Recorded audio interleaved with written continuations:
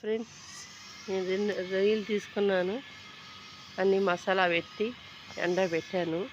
మనం రొయ్యలు ఎండబెట్టిన రొయ్యలు కొనుక్కుంటాం కదా, అవి మనం పచ్చి రొయ్యలు తీసుకొని మసాలా పెట్టి ఎండబెట్టాను.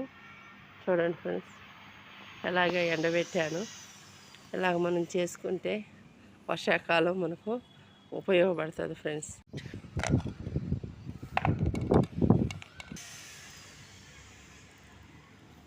హాయ్ ఫ్రెండ్స్, చూడండి నేను రొయ్యలు తీసుకున్నాను.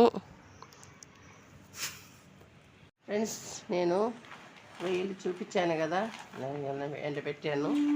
ఇలాగ మనం ఎండబెట్టి స్టోర్ చేసి పెట్టుకున్నామంటే మనకు అవసరమైనప్పుడు మనం చేసుకోవచ్చు ఫ్రెండ్స్.